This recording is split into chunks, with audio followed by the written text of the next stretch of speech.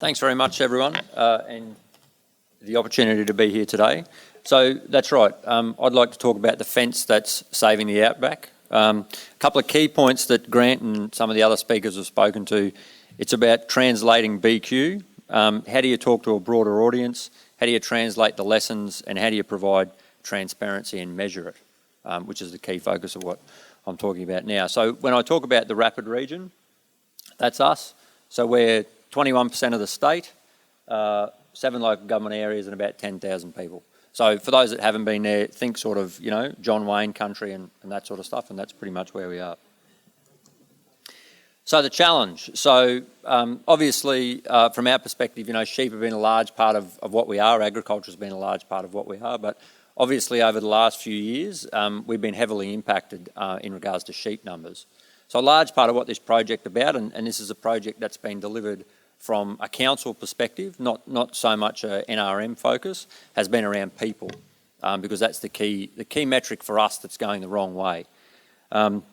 So we saw in the 1990s, sheep numbers started to come down, lambing rates came down with them, and the key point there, and we talk about the latest census data, is that 14% average population loss. So that's across all of our communities, and that's against a state growth of 6 to 8%. And once you start losing that metric, then that starts to impact upon everything else, and that's the process that we go. So very much, although it's a physical piece of infrastructure that we're doing there around cluster fencing, it's very much, in our perspective, more than a fence. So if we give an example of what that's meant to people and the people that are in clusters, so that's a minimum of 2 people that have fenced an enclosed area for their operations.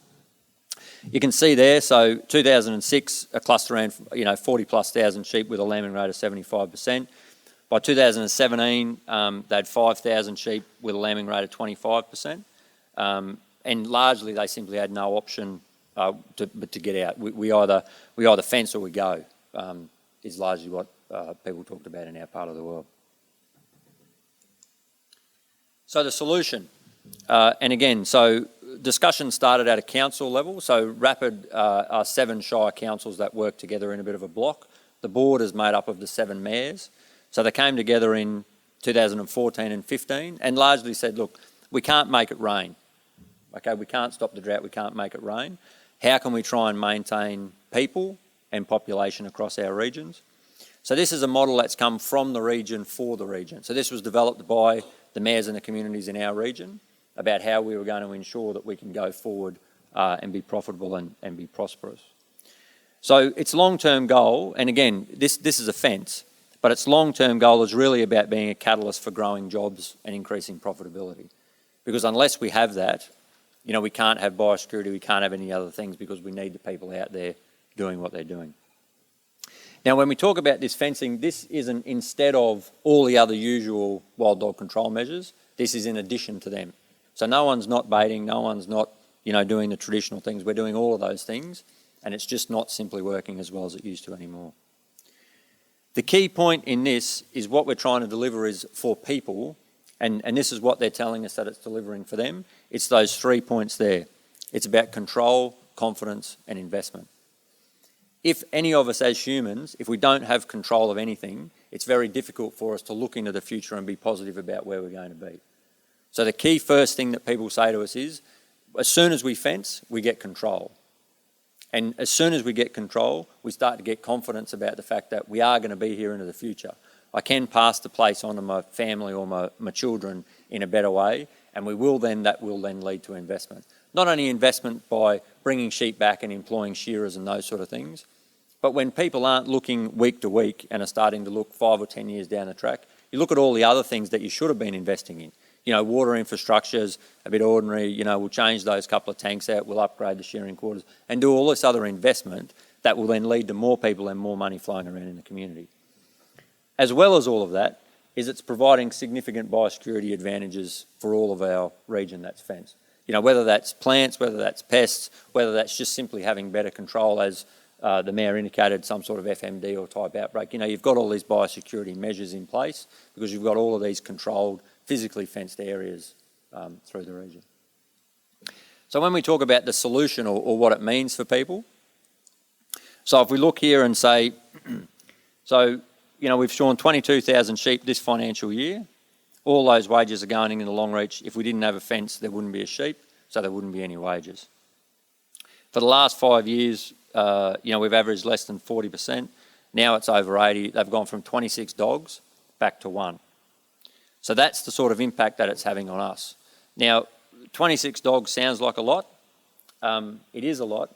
We've got people that are shooting 280 dogs a year, and they're just the ones that they can actually get a sight on and get through. So this massive impact that it's having is the reason that people are saying if we don't fence, we go. Now, in regards to what does that mean for monitoring and evaluation, the key point that I mentioned is how do we translate this to a broader audience? How do we get this out there and talk to people? So what we developed was, and on top of that, who reads reports anymore? How many reports have we got that's in Arial 12 double spaced sitting on shelves? So we knew we had to do it differently. So we went and developed a digital platform called Not Just a Fence. So if people want to get on their phones, they can just bring up Not Just a Fence. And it demonstrates through words and pictures and graphs and all of the things that actually keep people engaged about what it's doing.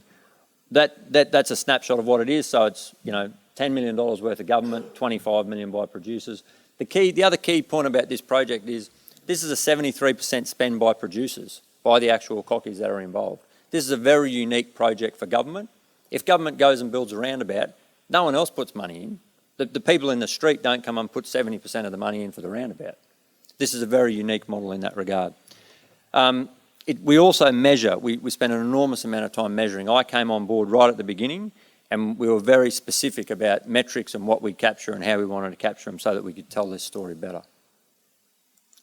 If you want to hear more, certainly there's a landline piece on what's going on at home that went out last year, which is good. There's some more stuff on the RAPID program, which demonstrates how this has come from a QFPI perspective and what it's delivered. Or you can, simply ask me any questions or look it up on your phone. Thanks very much.